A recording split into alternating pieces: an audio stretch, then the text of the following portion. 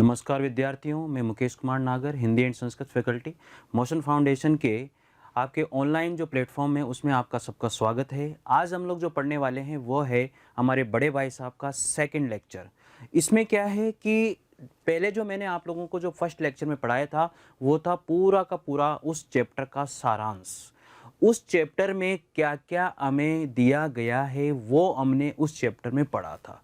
ठीक है, तो पहला जो लेक्चर रहा है ये बड़े भाई साहब वाले चैप्टर का पूरा सारांश मैंने आपको उसमें समझाया। ठीक है, अब उसके बाद में जो टर्म 1 में जिस तरह से क्वेश्चन बनने वाले हैं वो तरीका यहाँ पर मैंने लिया है। ठीक है, पहले पैराग्राफ है, उसके नीचे 5 क्वेश्चन हैं, जो 5 क्वेश्चन हैं वो उस पैराग्राफ के अंदर से हैं और बोर्ड के एग्जाम के अंदर टर्म 1 में भी आपसे वैसे ही पूछा जाएगा। मैं आपको यहाँ पर यह विश्वास दिलाता हूँ कि यहाँ से बहुत सारे क्वेश्चन अगर इस ये जो मैं यहाँ पर जो चैप्टर दिया गया है यहाँ से अगर कोई भी पैराग्राफ उठता है वहाँ पर इसमें से बहुत सारे क्वेश्चन आपके मिलने वाले हैं। तो ये मान के चलिए कि इनमें से जो भी आपको दिया गया है इसे कहीं से भी कहीं आपको छोड़ना नहीं है। मतलब कंप्लीटली आपको ये पढ़ना है और अच्छे से पढ़ना है, रिवाइज करना है, बार बार रिवाइज करना है, क्योंकि हो सकता है कि क्वेश्चन भी आपको वैसे के वैसे वहाँ पर पेपर के अंदर मिल जाए, क्योंकि यहाँ पर जो क्वेश्चन लिए गए हैं बहुत बहुत इंपॉर्टेंट क्वेश्चन हैं, बहुत अच्छे क्वेश्चन हैं। ये मान के चलिए, ये मैं दावा करता हूँ कि हो सकता है कि शायद इससे बाहर क्वेश्चन आपका एक भी नहीं जाएगा। मतलब यहाँ पर जो पैराग्राफ मैंने निकाल के वहाँ से जो लिए है ना, मतलब ज़बरदस्त पैराग्राफ है। मुझे जहाँ जहाँ पर भी संभावना लगी है कि ये पैराग्राफ यहाँ पर आ सकता है, इस पैराग्राफ से क्वेश्चन बन सकते हैं, वो सारे पैराग्राफ मैंने यहाँ पर लेने की कोशिश करी है। तो चलिए देखते हैं यहाँ पर आप लोगों को क्या करना है। ये ध्यान रखना है कि पेन और नोटबुक हमेशा साथ में लेके बैठे, ताकि कोई भी क्वेश्चन अगर आपको लगता है कि ये क्वेश्चन हमारा इम्पोर्टेंट है उस क्वेश्चन को आप ज़रूर नोट करें, या उसके क्रमांक नंबर आप नोट कर लें, उसके पैराग्राफ नंबर आप नोट कर लें, जिससे आपको बाद में पढ़ने में आसानी रहे। क्योंकि देखो क्या होता है कि ऑब्जेक्टिव जो क्वेश्चन होते हैं उनकी प्रैक्टिस करना बहुत ज़रूरी है, क्योंकि प्रैक्टिस के बिना ये क्वेश्चन याद नहीं रहते हैं, बार बार इनको रिवाइज करना पड़ता है। मैं ये कहता हूँ कि हो सकता है कि अगर ये क्वेश्चन नहीं आया तो हो सकता है कि ऐसा का ऐसा ही क्वेश्चन आपके यानी कि सेम क्वेश्चन वहाँ पर आ सकता है। कहने का मतलब ऑप्शन चेंज होके आ सकता है, क्वेश्चन चेंज हो जाए, ऑप्शन वही आ सकते हैं। तो मतलब चांसेस मतलब इतने ज़्यादा हैं इन क्वेश्चन के आने के कि आप इन्हें छोड़ेंगे नहीं। मतलब आप कंटिन्यू इनका रिवाइज करते रहें, कंटिन्यू इनको पढ़ते रहें। बहुत अच्छा मैटर आपको यहाँ पर मिल रहा है और बहुत अच्छी तरह से यहाँ पर कोशिश की गई है कि अच्छे से अच्छा मैटर आपको डाला जाए। आप देखें यहाँ पर, पढ़िए यहाँ पर, समझिए यहाँ पर। लेकिन एक बात मैं आपको बता दूं, प्रैक्टिस करना नहीं छोड़नी है, प्रैक्टिस ऑब्जेक्टिव क्वेश्चन की आपको करनी ही है। चलिए देखते हैं, पेन और नोटबुक आपको साथ में लेके बैठना है। जो जो भी क्वेश्चन आपको इम्पोर्टेंट लगते हैं, जो जो भी क्वेश्चन मुझे इम्पोर्टेंट लगते हैं, जो मैं आपको बताता हूँ, उन क्वेश्चन को आप ज़रूर नोट कीजिएगा। यहाँ पर बड़े भाई साहब का जो है पहला पैराग्राफ जो है, जो मुझे इम्पोर्टेंट लगा है वो पैराग्राफ मैंने यहाँ पर लिया है। देखिए इस पैराग्राफ के अंदर क्या बताया गया है। वेरी वेरी इंपॉर्टेंट पैराग्राफ, मतलब ज़बरदस्त पैराग्राफ है। देखो, मेरा जी पढ़ने में बिल्कुल न लगता था। यहाँ पर ये मेरा जी पढ़ने में बिल्कुल नहीं लगता था किसके द्वारा कहा गया है? ये कहा गया है प्रेमचंद के द्वारा। याद रखना, किसके द्वारा कहा गया है? प्रेमचंद के द्वारा कहा गया है। मेरा जी बिल्कुल भी पढ़ने में नहीं लगता था, 1 घंटा भी किताब लेकर बैठना पहाड़ जैसा लगता था उसे, बहुत भयंकर बुरा लगता था उसे। कहने का मतलब ये, मौका पाते ही हॉस्टल से निकलकर मैदान में आ जाता था और कभी कंकरियां, कभी कागज़ की तितलियां उड़ाता, और कहीं कोई साथी मिल गया तो पूछता ही क्या, कभी चार दीवारी पर चढ़कर नीचे कूद रहे और कभी फाटक पर सवार उसे आगे पीछे चलाते हुए मोटर कार का आनंद उठा रहे हैं। लेकिन कमरे में आते ही भाई साहब का वह रुद्र रूप देखकर, यानी कि जो बड़े भाई साहब थे, जब भी मुंशी प्रेमचंद जब भी खेल करके आते थे तो बड़े भाई साहब का रुद्र रूप, वो भयंकर जो रूप था, उसे देख करके वो घबरा जाते थे, अर्थात उनके प्राण सूख जाते थे, वो वहाँ पर घबरा जाते थे। कौन? मुंशी प्रेमचंद की बात यहाँ पर कही गई है। तो एक मुहावरा बन जाता है प्राण सूखना।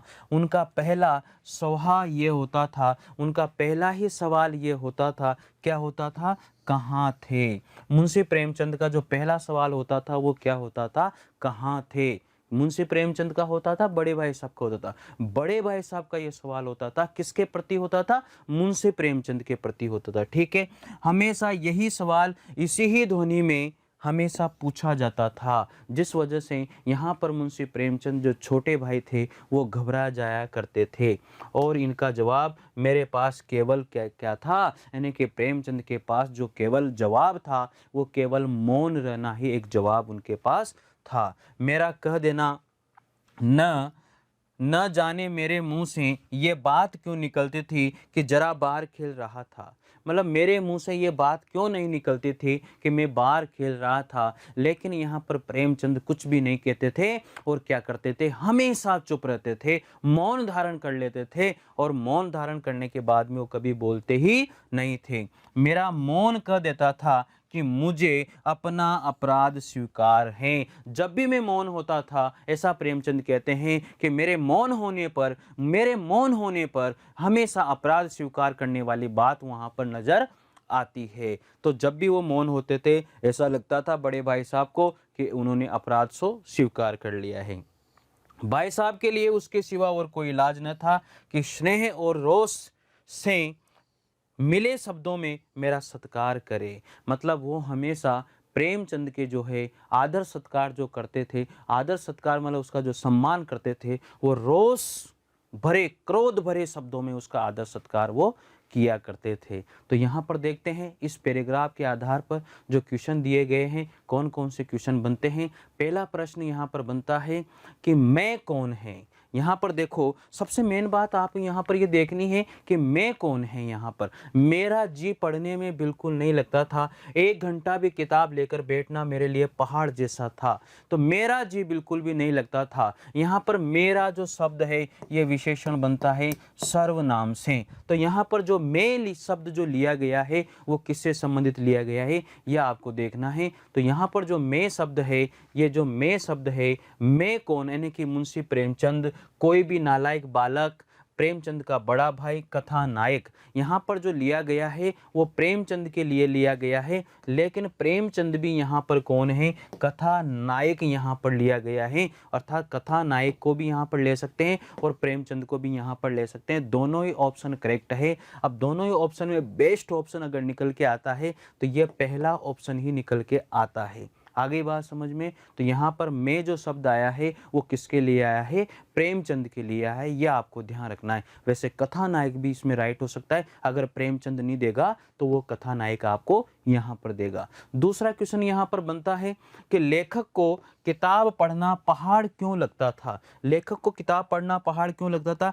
पढ़ाई में रुचि न होने के कारण नेगेटिव पॉइंट है, इसलिए तो होगा ही नहीं। किताबें उबाऊ होने के कारण ये भी नहीं होगा। समझ न आने के कारण ये भी नहीं होगा। खेल कूद में रुचि होने के कारण, सबसे मेन बात क्या है कि यहाँ पर जो लेखक हैं, लेखक मतलब जो प्रेमचंद हैं, उनको हमेशा खेल कूद में ज़्यादा रुचि होती थी। सबसे मेन बात यह है, इसलिए उनका पढ़ने में मन नहीं लगता था, इसलिए उनका पढ़ने में मन नहीं लगता था। यह आपको ध्यान रखना है। अगला प्रश्न आता है 3rd नंबर का, प्राण सूख जाते थे। ये मुहावरा प्राण सूख जाना अर्थात आनंद आ जाना, ऐसा है क्या? नहीं। मृत्यु हो जाती है, ऐसा है क्या? नहीं। निराशा हो जाती है कि ऐसा नहीं है। घबराहट हो जाती थी, यानी कि वो जब भी बड़े भाई साहब के सामने आते थे, मुंशी प्रेमचंद को घबराहट हो जाया करते थे, अर्थात उनके प्राण सूख जाया करते थे। ये क्या है? ये मुहावरा है। ये क्या है भैया? मुहावरा है। ये आपको ध्यान रखना। प्राण सूख जाना देखो पीछे ना आ रहा है, इसका मतलब मुहावरा यहाँ पर बनता है। अगला प्रश्न यहाँ पर आता है, बड़े भाई साहब के किस ध्वनि में प्रश्न पूछा करते थे? स्नेहपूर्ण, क्या प्रेम पूर्वक पूछते थे? नहीं। हमेशा व्यंग्य पूर्वक? नहीं। कर्तव्यपूर्ण? अरे वो रोषपूर्ण पूछते थे, हमेशा उनको क्रोध आया रहता था, गुस्से में ही हमेशा क्वेश्चन पूछा करते थे, हमेशा गुस्सा आता रहता था। किसको? बड़े भाई साहब को। अगला प्रश्न देखिए यहाँ पर बनता है, सत्कार करें, क्या स्वागत करते थे उसका? नहीं। सम्मान करते थे उसका? नहीं। दुत्कारे पीटते थे? नहीं। क्या करते थे? डांटते और ढपटते थे। किसको? प्रेमचंद, जो बड़े भाई साहब का छोटा भाई था। कौन? यहाँ पर कथानायक, अर्थात कथानायक कौन है? यहाँ पर कथानायक है मुंशी प्रेमचंद, यह आपको याद रखना है। अगला यहाँ पर पैराग्राफ आता है, इस तरह अंग्रेजी पढ़ोगे, इस तरह अंग्रेजी पढ़ोगे तो जिंदगी भर पढ़ते रहोगे। किसके द्वारा कहा गया है? बड़े भाई साहब के द्वारा कहा गया है। क्वेश्चन बन सकता है, इस तरह अंग्रेजी पढ़ोगे तो जिंदगी भर पढ़ते रहोगे। किसने कहा? ये बड़े भाई साहब ने कहा है। एक हर्फ ना आएगा, तुम्हें एक अक्षर भी नहीं समझ में आएगा। अंग्रेजी पढ़ना कोई हंसी खेल नहीं है, ये बड़े भाई साहब कहते हैं सारी की सारी बातें। अंग्रेजी पढ़ना कोई हंसी खेल नहीं है कि जो चाहे पढ़ ले, नहीं। येरा गेरा नत्तू खेरा, यहाँ पर ये बन जाता है तुम्हारा क्या? लोकोक्ति। सभी अंग्रेजी के विद्वान हो जाते, अरे सारे के सारे अंग्रेजी के विद्वान हो जाते अगर अंग्रेजी पढ़ना आसान होता। ऐसा बड़ा भाई यहाँ पर कहता है। यहाँ रात दिन आंखें क्या करनी पड़ती है? फोड़नी पड़ती है और खून जलाना पड़ता है, तब कहीं ये विद्या आती है। और आती भी क्या है? हाँ, कहने को आ जाती हैं। बड़े बड़े विद्वान शुद्ध अंग्रेजी नहीं लिख सकते, बोलना तो दूर रहा। और मैं कहता हूं, तुम कितने घोंगों को ही मुझे देखकर भी एक सबक नहीं लेते। तो कितने घोंगे हो, तुम कितने मूर्ख हो, मुझे देखो। अरे मुझे देख करके कम से कम तुम थोड़ा बहुत तो सीखो यार। ऐसा वो कहते हैं मुंशी प्रेमचंद के बड़े भाई। मैं कितनी मेहनत करता हूं, मेहनत का मतलब यहां पर मेहनत से है, ये तुम अपनी आंखों से देखते हो। अगर नहीं देखते तो ये तुम्हारी आंखों का क्या है? कसूर है, तुम्हारी बुद्धि का कसूर है। इतने मेले तमाशे होते हैं, तुमने मुझे जाते हुए देखा? किसी मेले तमाशे में आपने मुझे जाते हुए देखा? ऐसा बड़ा भाई यहाँ पर कहता है, तुमने कभी देखने मुझे जाते हुए देखा? रोज ही क्रिकेट और हॉकी मैच होते हैं, मैं पास नहीं पटकता, हमेशा पढ़ता रहता हूँ। उस पर भी एक एक दर्जे में 2-2, 3-3 साल मुझे लग जाते हैं। ऐसा यहाँ पर मुंशी प्रेमचंद के बड़े भाई साहब ऐसा कहते हैं कि एक एक क्लास को पास करने में मुझे 2 से 3 साल लग जाते हैं। तुम मूर्ख हो, मुझे देख नहीं रहे हो, तुम्हें पढ़ना चाहिए, कम से कम मुझे देख करके तुम पढ़ो। ऐसा यहाँ पर मुंशी प्रेमचंद के बड़े भाई साहब कहते हैं।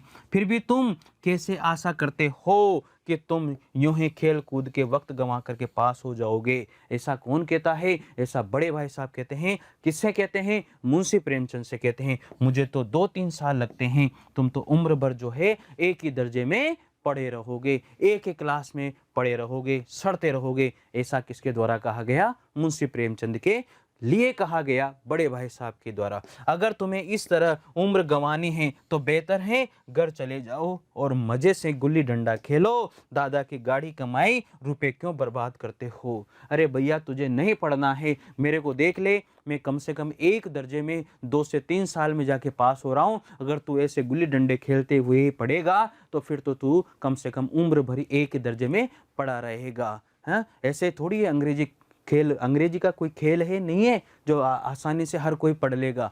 भैया छोटी मोटी बात नहीं है। ऐसा बड़ा भाई जो है किसको समझाता है? छोटे भाई को समझाता है। यहाँ पर भी क्वेश्चन बहुत अच्छे क्वेश्चन दिए गए हैं। उन क्वेश्चन को एक एक क्वेश्चन को जो इस पैराग्राफ के आधार पर बनते हैं उन क्वेश्चन को हम यहाँ पर देखते हैं। देखो पहला क्वेश्चन क्या बनता है? पहला क्वेश्चन यहाँ पर बनता है, इस कथन का वक्ता कौन है? इस कथन का वक्ता लेखक तो प्रेमचंद था। लेखक कौन है इसमें? प्रेमचंद है। तो इसका मतलब प्रेमचंद तो इसमें है ही नहीं, तो ये तो ऑप्शन कट हो गया। अध्यापक ने कहा क्या? नहीं, अध्यापक भी नहीं है। चलिए दूसरा क्वेश्चन देखते हैं। तो प्रेमचंद वाली बात तो इसमें है नहीं, कौन वक्ता है? अध्यापक भी नहीं है, प्रेमचंद भी नहीं है, हेड मास्टर भी इसमें नहीं है। तो फिर बड़ा भाई, इस जो पूरा पैराग्राफ है वो पूरा का पूरा पैराग्राफ बड़े भाई के द्वारा बोला गया है, इसके लिए इसका आंसर हो जाएगा बड़ा भाई। समझ गए होंगे सारी बात। अगला है यहाँ पर क्वेश्चन, हंसी खेल होना का आज से क्या है? मजाक? नहीं भैया। कठिन काम? आसान काम तो होना नहीं है। मनोरंजन काम? ये भी नहीं है। तो हंसी खेल होना मतलब हंसी का खेल नहीं है, ये बहुत कठिन काम है, ऐसा वहां पर आंसर इसका आ जाता है। ठीक है। आगे देखिए इसका आता है थर्ड क्वेश्चन है, बड़े भाई के फेल होने का आप क्या कारण मानते हैं? खेलों में लगे रहना, बड़ा भाई साहब ऐसा तो था ही नहीं। यहाँ पर ठीक से मेहनत न करना, मेहनत में कमी रखना, मेहनत में कमी रखने वाली बात भी नहीं थी क्योंकि वो तो बहुत पढ़ते थे। ठीक से मेहनत न करना और रट्टू तोता होना, ऐसा है क्या? वो रट्टू तोता थे, रटते रहते थे। ये क्वेश्चन का आंसर यहाँ पर ये निकल करके आ जाता है। अगला प्रश्न यहाँ पर निकलता है, अगला प्रश्न है, बड़ा भाई खेल कूद और मनोरंजन में रुचि क्यों नहीं लेते थे? कि रुचि न होने के कारण, अध्यापकों के रोकने के कारण, परीक्षाओं के तनाव के कारण छोटे भाई को सीख देने की इच्छा से वो रुचि नहीं लेते थे। यहाँ पर ये ऑप्शन निकल करके आंसर के रूप में आ जाता है। अगला है, बड़ा भाई लेखक को क्या भय दिखाया करते थे? पीटने का नहीं, जीवन भर फेल होने का, ये थोड़ा सा देख लेते हैं। माता पिता के क्रोध का, ये भी नहीं है। माता पिता की कमाई नष्ट होने का भय वो दिखाया करते थे। तो यहाँ पर माता पिता की जो कमाई है उसको नष्ट होने का बात यहाँ पर वो उनसे कर रहे हैं इस पैराग्राफ के अंदर। बाकी अगर ये पैराग्राफ नहीं आता है और ये क्वेश्चन आता है तो ये ऑप्शन भी यहाँ पर राइट माना जाएगा, लेकिन ये ऑप्शन इसका 100% राइट है क्योंकि ऑप्शन के अनुसार आपको वहाँ पर आंसर देना होगा। पैराग्राफ वहाँ पर कोई सा भी आ सकता है। बात समझ में आ रही है? ये सारी की सारी चीज़ें इसी तरह से आप लोगों को पढ़नी है भैया, ठीक है। यहाँ पर देखें अगला पैराग्राफ आता है, मैं ये लताड़ सुनकर आंसू बहाने लगता हूँ। जवाब ही क्या था? अपराध तो मैंने किया है, लताड़ कौन सहे? भाई साहब उपदेश की कला में निपुण थे। भाई साहब किसकी कला में निपुण थे? उपदेश की कला में निपुण थे। पूरा का पूरा पैराग्राफ किसके लिए लिखा गया है? प्रेमचंद के लिए लिखा गया है। किसके द्वारा बोला गया है? प्रेमचंद के द्वारा बोला गया है, जो इसका नायक है। और इसका खलनायक तो कौन माना जाता है? इसका खलनायक हम मान सकते हैं बड़े भाई सु, लेकिन वो खलनायक इसके है ही नहीं है। वो किसके अनुसार काम कर रहे हैं? अपने छोटे भाई को सीख देने के अनुसार काम कर रहे हैं। उन्हें हम खलनायक भी नहीं बोल सकते क्योंकि अपने छोटे भाई को सुधारना चाहते हैं, ठीक है। ऐसी ऐसी लगती बातें कहते हैं, ऐसे ऐसे सुक्ति बाण चलाते थे और भयंकर भयंकर बातें कहते थे। बहुत भयंकर सुक्ति बाण चलाते थे, चलाने के मेरे जिगर के टुकड़े टुकड़े हो जाते और हिम्मत टूट जाती। इसी तरह जान तोड़कर मेहनत करते कि शक्ति में और भी अपने न पाता था और निराश हो जाता था। जरा देर के लिए मैं सोचने लगता था क्यों ना घर चला जाऊं। मतलब कभी कभी तो प्रेमचंद के मन में ये आ जाया करती थी कि यार मैं क्या करूं, मुझे घर चले जाना चाहिए। जो काम मेरे बूते के बाहर हैं उसमें हाथ डाल करके क्यों अपनी ज़िंदगी खराब करूं। ऐसा वो कौन सोचता है? ऐसा प्रेमचंद सोचता है। मुझे अपना मूर्ख रहना मंजूर था, लेकिन उतनी मेहनत से मुझे तो चक्कर आ जाया करते थे। लेकिन घंटे 2 घंटे के बाद निराशा के बादल फिर फट जाते और मैं इरादा करता था, क्या इरादा करता था कि आगे से खूब जी लगा करके मैं क्या करूंगा? पढ़ाई करूंगा। चटपट एक टाइम टेबल में बना डालता था, बिना पहले से नक्शा बनाए कोई स्कीम तैयार किए काम कैसे शुरू करूं। टाइम टेबल में खेल कूद की मद बिल्कुल भी नहीं होती थी। अर्थात जो टाइम टेबल प्रेमचंद के द्वारा बनाया जाता था उसमें वो खेल कूद को बिल्कुल भी नहीं रखते थे, क्योंकि बड़े भाई को सबसे ज़्यादा दुश्मनी थी वो छोटे भाई के खेल कूद से ही थी, छोटे भाई से नहीं थी। कि छोटा भाई पढ़ता नहीं था, बस खेलने में ज़्यादा उसकी रुचि थी। ये पैराग्राफ यही कहता है। इस पैराग्राफ के अनुसार आप क्वेश्चन देखिए, एक एक क्वेश्चन बहुत जबरदस्त क्वेश्चन है। सुक्ति बाण चलाने का मतलब है अच्छे अच्छे नीति वाक्य कहना, आहत करने वाले व्यंग्य वचन कहना, लक्ष्य पर लगने वाले बाण कहना, लक्ष्य पर लगने वाले वचन कहना, अरे आहत करने वाले व्यंग्य वचन कहना, यानी कि परेशान करने वाले व्यंग्य वचन वाली बात यहाँ पर आ जाती है। कौन सा मुहावरा निराशा हताशा को प्रकट करता है? जिगर के टुकड़े टुकड़े होना, चक्कर आने वाली बात है नहीं, हिम्मत टूटने वाली बात है नहीं, बूते के बाहर होने वाली बात नहीं है। यहाँ पर जिगर के टुकड़े टुकड़े करने वाली बात यहाँ पर आ जाती है, निराशा और हताशा करने वाली बात यहाँ पर आ जाती है। लेखक आंसू क्यों बहाने लगता था? अपने फेल होने की कल्पना के कारण ऐसा नहीं है, बड़े भाई की लताड़ सुन करके ऐसा भी नहीं है, जीवन बर्बाद होने की कल्पना करके ऐसा भी नहीं है, अध्यापक से मार खाने के लिए अपने बड़े भाई की लताड़ सुन करके वो आंसू बहाने लगता था। ये ऑप्शन इसका क्या हो जाएगा? एकदम राइट हो जाएगा। अगला देखे पैराग्राफ यहाँ पर आता है, क्वेश्चन है। अगला क्वेश्चन है, बड़े भाई साहब किस कला में निपुण होते थे? बड़े भाई साहब पढ़ाई की कला में बिल्कुल नहीं थे, खेल से बचने की कला में बिल्कुल नहीं, उपदेशों का पालन करने की कला में नहीं, वो उपदेश देने की कला में क्या थे, बहुत भयंकर निपुण थे, ऐसा माना गया है इस पैराग्राफ के अंदर। अगला प्रश्न आता है, लेखक अपने टाइम टेबल में किस बात का ध्यान रखता था सबसे ज्यादा? देखो आप, सभी विषय की पढ़ाई हो सके, उसमें खेल कूद का भी स्थान हो, एक भी मिनट बेकार न जाए, उसमें खेल कूद का स्थान न हो। मतलब वो हमेशा ये सोचता था कि यार इसमें खेल कूद का स्थान बिल्कुल भी नहीं होना चाहिए, नहीं तो बड़े भाई साहब यहाँ पर मुझे डांटेंगे। तो लेखक अपने टाइम टेबल में किस बात का ध्यान रखता था? लेखक टाइम टेबल में टाइम वेस्ट नहीं होना चाहिए, ऐसा वो रखता था, इसलिए वो कभी भी जो है उसमें खेल कूद का स्थान बिल्कुल भी नहीं रखता था। यहाँ पर ये आंसर राइट निकल के आता है। ठीक है, इस तरह से आप लोगों को ऑप्शन ध्यान रखने हैं।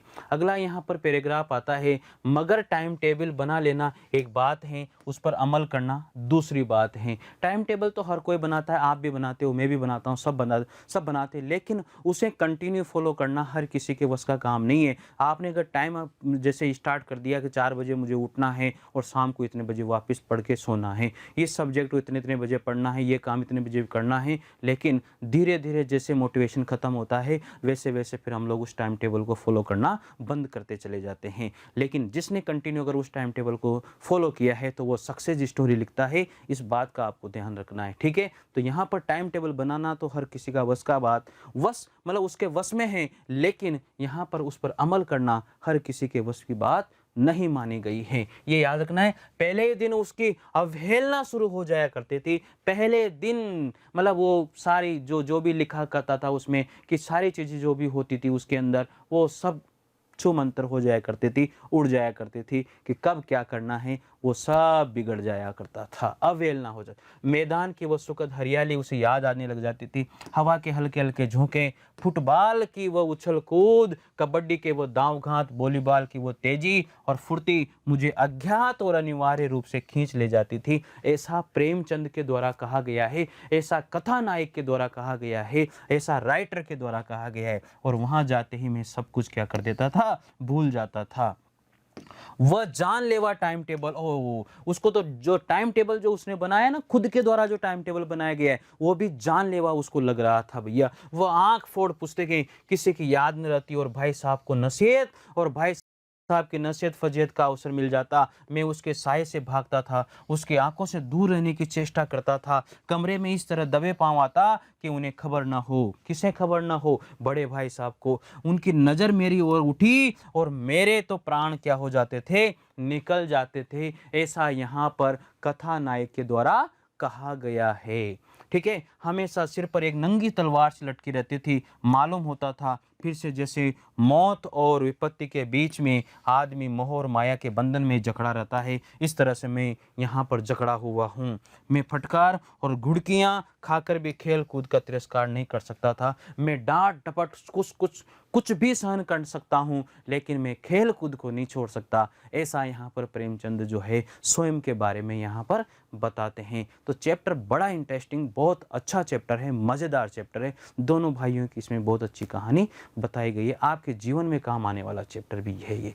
देखिए यहाँ पर पहला प्रश्न आता है, अवहेलना। अवहेलने का मतलब है ठीक से पालन करना, ये तो हो नहीं सकता। सम्मान करना नहीं हो सकता। उपेक्षा करना, तोड़फोड़ करना हो नहीं सकता। तो उपेक्षा करना, अवहेलना करना, ये आंसर यहाँ पर निकल करके आता है। अगला प्रश्न है, लेखक टाइम टेबल की उपेक्षा क्यों कर देता था? खेलों में रुचि के कारण। बिल्कुल 100% यही आंसर होगा। पुस्तकों में अरुचि होने के कारण नहीं, यहाँ पर भाई साहब को भूलने के कारण नहीं, पढ़ाई की बातें भूलने के कारण नहीं, तो ये वाला ऑप्शन, खेलों में रुचि थी इसलिए टाइम टेबल को क्या कर देता था, अवहेलना यहाँ पर कर दिया करते थे। तीसरा प्रश्न आता है, टाइम टेबल को जानलेवा क्यों कहा गया है? क्योंकि वह बहुत सख्त था, उसमें खेल कूद के लिए समय नहीं था, ये इसलिए उन्होंने क्या कहा है, टाइम टेबल को जो है जानलेवा माना है, क्योंकि उसमें खेल कूद के लिए बिल्कुल भी समय उन्होंने नहीं रखा था। तो ये आंसर यहाँ पर निकल करके आ जाता है। ठीक है, अगला प्रश्न देखिएगा यहाँ मतलब लेखक अपने बड़े भाई के सामने, लेखक अपने बड़े भाई के साये से क्यों भागता है? मार से बचने के कारण, उनके उपदेशों से बचने की इच्छा के कारण, डांट झपट से बचने के कारण, शर्म के कारण। आप देखो इसमें आंसर क्या निकल सकता है, यह आपको देखना है। देखो सोचो, लेखक अपने बड़े भाई के साय से क्यों भागता था? मार से बचने के कारण। क्या उसके बड़े भाई सब उसे मारते थे? नहीं, तो ये क्रॉस हो गया। इसके बाद में उनके उपदेशों से बचने की इच्छा से हो सकता है, डांट डपट से बचने के कारण ये भी हो सकता है, शर्म के कारण ये भी हो सकता है। लेकिन अब इन तीनों में मुझे जो बेस्ट लग रहा है, ये उपदेश वाली जो बात है उससे बचने के कारण वो क्या किया करते थे? हमेशा उनसे बच करके ही, दबे पांव ही वो घर में, उनके कमरे में आया करते थे, ऐसा माना गया है। अगला यहाँ पर क्वेश्चन आता है 5, सिर पर नंगी तलवार लटकना का आज से क्या है? मरने का भय नहीं, पास न होने का भय नहीं, उपदेशों का भय। तो ये वाली बात यहाँ पर निकल के आती है कि सिर पर नंगी तलवार लटकना अर्थात उपदेश वाली। चलिए देखिए, सिर पर नंगी तलवार लटकने वाली बात यहाँ पर ये निकल करके आ रही है, क्योंकि मरने का भय तो हो नहीं सकता, पास न होने का, ये सारे क्रॉस हो जाते हैं। पढ़ाई का भय भी उन्हें नहीं होता था। तो सबसे मेनली बात यही है कि उपदेशों का उन्हें भय लगता था। उपदेश ही उन्हें जो है नंगी तलवार जैसे उनको प्रतीत होते थे कि बड़े भाई साहब के उपदेश जो है बहुत खतरनाक होंगे। अगला यहाँ पर पैराग्राफ आता है, शैतान का हाल भी पड़ा ही होगा। उसे एक अभियान हुआ था कि ईश्वर का उसे बढ़कर के सच्चा, एक उसे अभिमान हुआ था, घमंड हुआ था कि उसके जैसा ईश्वर का कोई भक्त ही नहीं है। अंत में यह हुआ कि स्वर्ग से नरक को उसे ढकेल दिया गया। सायरूम ने भी एक बार अहंकार किया था, भीख मांग मांग करके मर गया। तुमने तो अभी केवल एक दर्जा पास किया है भैया, इतना घमंड मत करो, ऐसा बड़े भाई साहब छोटे भाई से कहते हैं। और अभी तो तुम्हारा सिर फिर गया, तब तो तुम आगे पढ़ चुके। ये समझ लो कि तुम अपनी मेहनत से नहीं पास हुए, अंधे के हाथ बटेर लग गई है, अर्थात तुम्हें जो है बिना मेहनत के ही वो वस्तु मिल गई है जो तुम्हें नहीं मिलनी चाहिए थी। मगर बटेर केवल एक बार हाथ लग सकती है, हमेशा बार बार ये बटेर हाथ लगने वाली नहीं है। कभी कभी गुल्ली डंडे में भी अंधा चोट निशाना पड़ ही जाता है, अनजाने से वो निशाना लग जाता है, लेकिन हमेशा निशाना लगने वाला नहीं होता। इसे कोई सफल खिलाड़ी नहीं माना जाता। सफल खिलाड़ी वह है जिसका कोई भी निशाना खाली नहीं जाए, इसलिए माना जाता है उसे सफल खिलाड़ी। तो ये तो कभी कभी हो जाता है, अंधे के हाथ बटेर कभी कभी लग जाती है, बल्ली के भाग से छिका टूट सकता है, लेकिन ऐसा नहीं है कि वो हमेशा ही हो, ऐसा हो नहीं सकता। ऐसा बड़ा भाई जो है वो छोटे भाई को नसीहत देते हैं, ऐसा जो बड़ा भाई है वो छोटे भाई के प्रति ऐसा सोचते हैं। तो देखते हैं इस पैराग्राफ के अनुसार यहाँ पर क्वेश्चन किस हिसाब से बनते हैं। देखो यहाँ पर पहला क्वेश्चन है, बड़ा भाई किस कारण दुखी है? छोटे भाई के खेल कूद से, छोटे भाई के सामने घटते सम्मान से, छोटे भाई की सफलता से और अपने फेल होने से। ऐसा नहीं है, छोटे भाई के खेल कूद से जो है बड़े भाई साहब यहाँ पर जो है क्या हो रहे हैं, यहाँ पर बहुत परेशान हो रहे हैं। छोटे भाई की जो खेल कूद वाली बात है वो उन्हें बहुत परेशान करती है। आगे प्रश्न देखिए, भीख मांगने और मरने का भय दिखाकर बड़ा भाई क्या करना चाहता है? छोटे भाई को रास्ते पर लाना चाहता है, छोटे भाई को अहंकार से मुक्त दिलाना चाहता है। ये वाला ऑप्शन यहाँ पर राइट निकल के आता है कि छोटे भाई को जो अहंकार हो गया था वो उससे मुक्ति दिलाने वाली बात यहाँ पर करना चाहता है। अगला यहाँ पर प्रश्न है, अंधे के हाथ बटेर लगना, बिना मेहनत के ही सफलता मिल जाना। ये ऑप्शन यहाँ पर राइट माना जाएगा। अगला प्रश्न है, सिर फिरना, बुद्धि भ्रष्ट होना, बुद्धि में परिवर्तन होना, घमंड होना, बुद्धि बल बढ़ना। तो बुद्धि भ्रष्ट होना भी सिर फिरना हो जाता है और घमंड होना भी हो जाता है, लेकिन यहाँ पर घमंड होना ही पैराग्राफ का आंसर निकल के आता है। तो ये बात यहाँ पर मानी गई है। अगला यहाँ पर क्वेश्चन आता है, बड़ा भाई छोटे भाई की सफलता में किसका योगदान मानता है? मेहनत का। बड़ा भाई छोटे भाई की सफलता में यानी कि ईश्वर कृपा का योगदान यहाँ पर माना जाता है कि कभी कभी ये हो जाता है, लेकिन संयोग का भी कभी कभी आंसर राइट हो सकता है। तो इन दोनों में से जो भी ऑप्शन वहाँ पर मिले, दोनों ऑप्शन को आप राइट मान सकते हो, लेकिन फिर भी अगर ऑप्शन राइट मानना है तो 100% ये वाला ऑप्शन ही राइट होगा। अगर जहाँ पर दो ऑप्शन राइट होने वाली बात होती है वहाँ पर हमें फिर क्या करना पड़ता है, उनमें से बेस्ट ऑप्शन राइट मानना पड़ता है। तो ये ऑप्शन यहाँ पर क्या हो जाएगा, राइट माना जाएगा। ठीक है, तो यह आपको याद रखना है। अगला यहाँ पर पैराग्राफ आता है, देखिए पैराग्राफ, स्कूल का समय निकट था, नहीं ईश्वर जाने ये उपदेश माला कब समाप्त होगी, ऐसा कौन सोच रहा है? छोटा भाई प्रेमचंद ऐसा सोचता है। भोजन आज मुझे निस्वाद सा लग रहा है। उपदेश माला की वजह से जो है प्रेमचंद को जो भोजन है वो निस्वाद सा प्रतीत होता है। जब पास होने पर यह तिरस्कार हो रहा है, जब मैं पास हो गया तो ऐसी कड़वी बातें मेरे से कही जा रही है, मेरा इतना तिरस्कार किया जा रहा है, तो अगर फेल हो जाने पर तो शायद मेरे प्राण ही ले लिए जाएंगे, ऐसा मुंशी प्रेमचंद सोचते हैं। भाई साहब अपने दर्जे की पढ़ाई का जो भयंकर चित्र खींचते हैं उसने मुझे भयभीत कर दिया। स्कूल छोड़कर घर नहीं भागा। यही ताज्जुब की बात है, यही ताज्जुब की बात है कि मैं इतना भयंकर डर गया हूँ लेकिन फिर भी मैं स्कूल छोड़ करके नहीं भागा। यही क्या है? ताज्जुब की बात है। लेकिन इतने तिरस्कार पर भी पुस्तकों में मेरी अरुचि ज्यों की त्यों बनी हुई थी। किसमें? पुस्तकों में अरुचि। खेल कूद का कोई अवसर हाथ से न जाने देता था, पढ़ता भी मगर बहुत कम। बस इतना कि रोज टास्क पूरा हो जाए और दर्जे में जलील न होना पड़े, मैं पास हो जाऊं, जलील नहीं हूं, ऐसा वो मानते थे। अपने ऊपर जो विश्वास पैदा तो हुआ था वह फिर लुप्त हो गया और फिर चोरों का सा जीवन वो कटने लग जाता है। वापस वही खेल कूद वाली घटना वापस होने लग जाती हैं और बड़े भाई साहब के सामने चोर जैसी स्थिति के हिसाब से उनको रहना पड़ता है। तो यहाँ पर देखते हैं इस पैराग्राफ के अनुसार प्रश्न आता है। पहला प्रश्न है, लेखक को भोजन बेस्वाद क्यों लग रहा है? पढ़ाई की कठिनाइयाँ जानकर नहीं, रोज रोज पढ़ाई करने की बात सोचकर नहीं, भाई साहब के डांट फटकार सुन करके उनको जो भोजन है वो भी बेस्वाद सा लग रहा है, ऐसा इस क्वेश्चन का आंसर निकल के आता है। अगला क्वेश्चन है, ताज्जुब का मतलब है गनीमत वाला ऑप्शन इसका क्या हो जाएगा? राइट हो जाएगा। ठीक है, अगला क्वेश्चन आता है यहाँ पर, बड़े भाई का तिरस्कार पाकर खेल कूद के बारे में लेखक क्या प्रतिक्रिया करता है? उसे खेलना छोड़ दिया, ऐसा हो नहीं सकता। उसने खेलने से डर लगने लगा, ऐसा हो नहीं सकता। उसने खेलना अधिक कर दिया, ये भी नहीं हो सकता। उसने खेल कूद जारी रखा, ऐसा है कि उसने जो है खेल कूद तो जारी रखा ही रखा था, ऐसा ही रखा है उसने, मतलब खेल कूदना उन्होंने छोड़ा नहीं था। आगे यहाँ पर प्रश्न आता है, तिरस्कार से लेखक के मन में क्या प्रभाव हुआ? उसका आत्मविश्वास बढ़ गया, उसका आत्मविश्वास घट गया, वह कठिन हो गया, वह भाई का विरोधी हो गया, यानी कि उसका आत्मविश्वास जो है थोड़ा सा क्या हो गया था? घट गया था। ये क्वेश्चन का आंसर यहाँ पर निकल के आता है। अगला प्रश्न है, लेखक का जीवन चोरों सा क्यों कटने लगा था? मन में अपराध का भाव आ गया था? नहीं। मन में ग्लानि भाव आ गया था? उसे भाई साहब से बचना होता था, वह खेलों को बुरा मानने लगा था? ये वाला है, मन में थोड़ा सा ग्लानि का जो है भाव उसके उत्पन्न हो गया था। ये आंसर हम लोग यहाँ पर मान सकते हैं। ठीक है, तो अगला पैराग्राफ देखते हैं। अगला पैराग्राफ है, फिर सालाना इम्तिहान हुआ और कुछ ऐसा संयोग हुआ कि मैं फिर पास हो गया और भाई साहब फिर से क्या हो जाते हैं? फेल हो जाते हैं। मतलब ये घटना लगातार चलती रहती है, भाई साहब फेल हो जाते हैं और छोटे भाई जो हैं प्रेमचंद वो पास हो जाते हैं।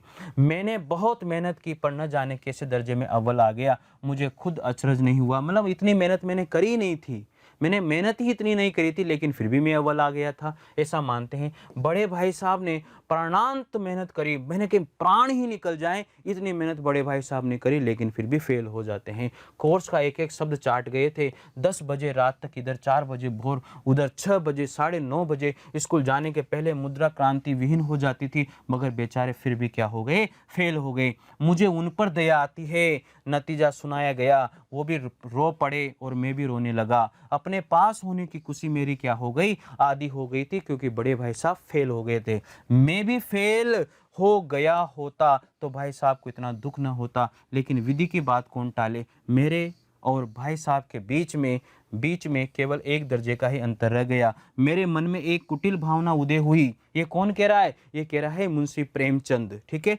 कहीं कुटिल हुई कि कहीं भाई साहब 1 साल और फेल हो जाए तो मैं उनके बराबर आ जाऊंगा, फिर वह किस आधार पर मेरी फजीयत करेंगे, मुझे भला बुरा किस आधार पर फिर कहेंगे, ऐसा वो मानते हैं।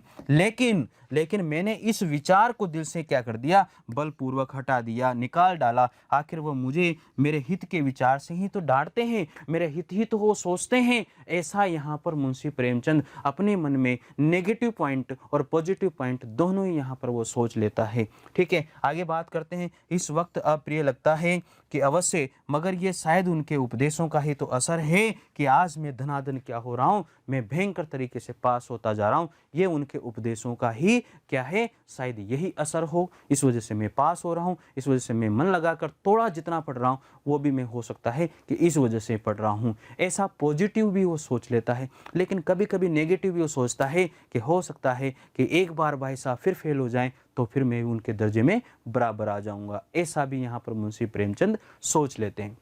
देखते हैं इस आधार पर क्वेश्चन जो बनता है पहला, बड़े भाई की असफलता का कारण क्या था? बहुत अधिक मेहनत, परीक्षा का तनाव, बिना समझे पढ़ना, लगातार पढ़ना।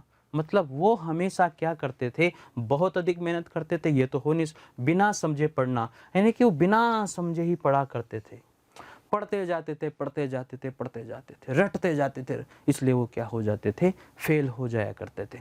लेखक को बड़ा भाई दया क्यों आई थी? उनकी दुर्दशा को देखकर, उनकी मेहनत को देखकर, उनके अपमान को देख करके, उनकी असफलता को देख करके, यानी कि उनकी असफलता को देख करके लेखक को यहाँ पर दया आ जाती है। अगला प्रश्न यहाँ पर आता है, लेखक को अपने पास होने पर खुशी क्यों नहीं हुई? क्योंकि भाई साहब को खुशी नहीं हुई थी, क्योंकि अंक अपेक्षा से कम आए थे, क्योंकि बड़े भाई फेल हो गए थे, क्योंकि बड़े भाई साहब क्या हो गए थे, यहाँ पर फेल हो गए थे, इसलिए लेखक को यहाँ पर खुशी नहीं होती है। अगला है, लेखक के मन में अपने बड़े भाई के 1 साल और फेल होने की कल्पना क्यों आई थी? क्योंकि मजा लेने के लिए नहीं, तिरस्कार से बचने के लिए। ये बात सही है, तिरस्कार से बचने के लिए, बदला लेने वाले उनके साथ एक कक्षा में पढ़ने के लिए, ऐसा कुछ नहीं है। यह है तिरस्कार से बचने के लिए लेखक के मन में ये बात आ जाती है। अगला प्रश्न आता है, आपके विचार से लेखक धनाधन पास क्यों हो जाता था? देखो, मेहनत करके, मेरे विचार से दे रहा हूं, आपके विचार से क्या आंसर निकलता है ये आपको देना। मेहनत करके, समझदारी पूर्वक परीक्षा देने के कारण, परीक्षा की योग्य तैयारी करके, बड़े भाई के उपदेशों के डर से, तो यही इस पैराग्राफ से आंसर निकल के आता है। बड़े भाई के उपदेशों से ही शायद वो पास हो रहा हो, ऐसा यहाँ पर हम लोग मान सकते हैं।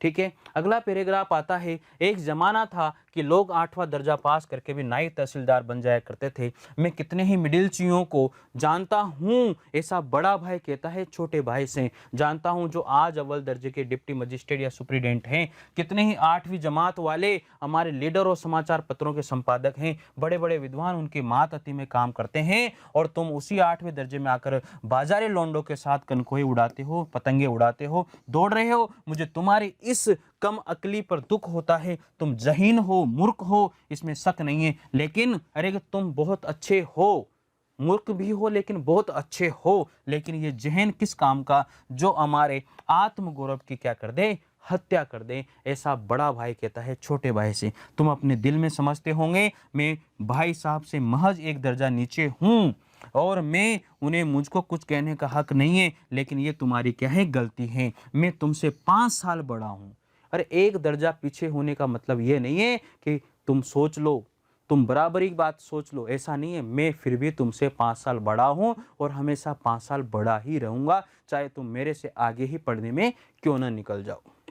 और आज तुम मेरी जमात में आ जाओ और परीक्षकों का यही हाल है, तो निस्संदेह अगले साल तुम मेरे समकक्ष आ जाओगे और शायद 1 साल बाद मुझसे आगे भी निकल जाओगे। लेकिन मुझ में और तुझ में जो 5 साल का अंतर है, उसे तुम क्या, खुदा भी नहीं मिटा सकता। जबरदस्त लाइन यहाँ पर लिखी है कि दोनों भाइयों के बीच में जो 5 साल का अंतर है, उसे कोई भी नहीं मिटा सकता, वो तो हमेशा रहेगा ही रहेगा, ऐसा यहाँ पर माना गया है। बहुत तगड़ा पैराग्राफ है, बहुत जबरदस्त पैराग्राफ है, और ये paragraph very very important paragraph है, याद रखना। इसके बेस पे यहाँ पर क्वेश्चन बनता है पहला, देखे बड़ा भाई छोटे भाई पर किस कारण दबदबा बनाता है? योग्यता के कारण नहीं, उम्र से बड़ा होने के कारण, बड़प्पन के कारण, कर्तव्य बोध होने के कारण। बड़प्पन, उम्र से बड़ा होने की बात वो यहाँ पर कर रहा है। बड़ा भाई छोटे भाई को उपदेश क्यों झाड़ता है? उसे दबाने के लिए नहीं, ये हो नहीं सकता। उसे अहंकार को कुचलने के लिए, उसे पढ़ाई में लगाने के लिए, अपना महत्व बनाए रखने के लिए, यहाँ पर उसके अहंकार को कुचलने के लिए वो ऐसा करते हैं। अगला प्रश्न यहाँ पर देखें, जहीन का मतलब क्या होता है? जलील, प्रतिभाशाली, दुष्ट, भाग्यशाली। प्रतिभाशाली वाली बात यहाँ पर जहीन शब्द वेरी इंपॉर्टेंट प्रश्न है और ये क्वेश्चन आ सकता है। अगला प्रश्न देखें, बड़ा भाई अपने फेल होने का कारण किसे मानते हैं? किस्मत को, गलत परीक्षा प्रणाली को, आजकल के परीक्षकों को, या आजकल के परीक्षकों को यहाँ पर बड़े भाई साहब मानते हैं अपने आप को फेल होने का कारण। बड़ा भाई किस गुण में बहुत आगे थे? बातें बनाने में, ऐसा होनी, दबदबा बनाने में, उपदेश देने में वो सबसे आगे थे। क्योंकि वो प्रेमचंद को बहुत जबरदस्त उपदेश दिया करते थे, जबरदस्त बात बताया करते थे, ऐसा माना गया है। बहुत भयंकर तरीके से इसमें बताया गया है। तो ये सारी की सारी चीजें आपको इसी तरीके से याद रखनी है। चलिए देखें, अगला पैराग्राफ है इसका, और अगला पैराग्राफ क्या कहता है, मैं तुझसे 5 साल बड़ा हूं और हमेशा रहूंगा। मुझे दुनिया का और जिंदगी का जो तजुर्बा है, ऐसा बड़ा भाई कहता है, किसे, छोटे भाई से कहता है, उसकी बराबरी नहीं कर सकते। यानी कि मैं जो तेरे से 5 साल बड़ा हूं वो हमेशा रहूंगा, और जो मुझे तजुर्बा है उसकी बराबरी तुम मेरे से नहीं कर सकते, ऐसा बड़ा भाई छोटे भाई से कहते हैं। चाहे तुम एमए और डीफिल और डिलीट कुछ भी कर लो, लेकिन फिर भी बराबरी मेरे से नहीं कर सकते। समझा, किताबें पढ़ने से नहीं आती भैया, जो समझ है ना वो किताबें पढ़ने से नहीं आती। ऐसा कौन मान रहा है, ऐसा बड़ा भाई मान रहा है। ठीक है, समझ में आएगी बात। दुनिया देखने से आती है। हमारी अम्मा ने कोई दर्जा थोड़ी पास किया है, लेकिन फिर भी देखो कितनी अनुभव है उनके, हमसे ज़्यादा अनुभव रखती हैं। किया है क्या, दादा ने शायद 5वीं 6ठी जमात ही आगे नहीं गए होंगे, लेकिन हम दोनों चाहे सारी दुनिया की विद्या पढ़ लें, अम्मा और दादा को हमें समझाने और सुधारने के अधिकार हमेशा रहेगा, ऐसा बड़ा भाई छोटे भाई से कहता है। केवल इसलिए नहीं कि वह हमारे जन्मदाता हैं, बल्कि इसलिए कि उन्हें दुनिया हमेशा ज्यादा तजुर्बा है। दुनिया का उन्हें जो तजुर्बा है वो हमें उनके बराबर आ ही नहीं सकता। अमेरिका में किस तरह की राज व्यवस्था है, और 8वें हेनरी ने कितने बहा किए हैं, और आकाश में कितने नक्षत्र हैं, ये बातें चाहे उन्हें ना मालूम हो, लेकिन हजारों बातें ऐसी हैं जिनका ज्ञान उन्हें हमेशा हमसे ज़्यादा ही रहेगा, ये इसमें माना गया है। और ये बिल्कुल फैक्ट है, और ये बिल्कुल फैक्ट रहेगा, सालों तक रहेगा, हमेशा रहेगा, ऐसा यहाँ पर बताया गया है। पैराग्राफ बहुत अच्छा है, इस पैराग्राफ से भी क्वेश्चन बन सकते हैं। वेरी वेरी इंपॉर्टेंट पैराग्राफ, इससे पहले वाला और ये पैराग्राफ बहुत अच्छा पैराग्राफ है, ध्यान रखना भाई। इसका पहला क्वेश्चन इसका बनता है, क्या बनता है, मैं कौन है। यहाँ पर लेखक वाली बात है, बड़ा भाई। यहाँ पर जो है ना, बड़ा भाई यहाँ पर कहता है मैं, यहाँ पर जो शब्द आया है ना वो बड़े भाई के लिए आया है, लेखक मत लगा देना भैया। अध्यापक वाली बात, पिता वाली बात तो यहाँ हो नहीं सकती। अगला प्रश्न है, बड़ा भाई लेखक से किस चीज में आगे था, अनुभव में, पढ़ाई में, योग्यता में, सफलता में। वो बड़ा भाई जो था ना वो किसमें था, अनुभव में आगे था। किससे, प्रेमचंद जो उनका छोटा भाई था। देखिए अगला यहाँ पर प्रश्न आता है, बड़ा भाई अनुभव को महत्व क्यों देता था, अनुभव को महत्व क्यों देता था, लेखक को लताड़ने के लिए, लेखक को खेल कूद से रोकने के लिए, अपना दबदबा बनाने के लिए, अनुभव का महत्व समझाने के लिए। अनुभव का महत्व समझाने के लिए बड़े भाई जो है छोटे भाई को हमेशा बताया करते थे, समझाया करते थे। अगला प्रश्न है, बड़ा भाई किताबों का महत्व क्यों नहीं देता। बड़ा भाई किताबों को न समझ पाने के कारण, अनपढ़ होने के कारण ये तो हो ही नहीं सकते। किताबों की व्यर्थता जानने के कारण, अनुभव ज्ञान को सच्चा ज्ञान मानने के कारण बड़ा भाई यहाँ पर किताबों को महत्व नहीं देते थे। बहुत अच्छे क्वेश्चन है, बहुत तगड़े क्वेश्चन है। देखो अगला यहाँ पर, तजुर्बा जो शब्द है वो अनुभव की बात यहाँ पर करता है। बहुत खतरनाक क्वेश्चन है भैया, ये मान के चलिए कि ये जबरदस्त क्वेश्चन है। इन क्वेश्चन से मुझे लग नहीं रहा इन क्वेश्चन से कोई क्वेश्चन आपका बाहर जाएगा। ठीक है, तो आपको यहाँ पर जो ये चैप्टर जो पूरा कंप्लीट करवाया गया है, इसके पूरे के पूरे क्वेश्चन आप लोगों को रिवाइज करने हैं। जो क्वेश्चन इंपॉर्टेंट आपको लगते हैं उन क्वेश्चन को बार बार रिवाइज करें, बार बार समझें। तो यहाँ पर जो बड़े भाई साहब वाला चैप्टर है जो टर्म 1 के अंदर आ रहा है, इस चैप्टर से ऑब्जेक्टिव क्वेश्चन पूछे जाएंगे। ऑब्जेक्टिव क्वेश्चन को ही आपको तैयार करना है। प्रेमचंद जो इसका राइटर है, उस राइटर के बारे में मैंने आपको जितना भी बताया है सब कुछ आपको तैयार करना है, क्योंकि वहाँ से भी क्वेश्चन बन सकते हैं। तो ये चैप्टर हमारा फिनिश होता है। सभी को बहुत बहुत धन्यवाद।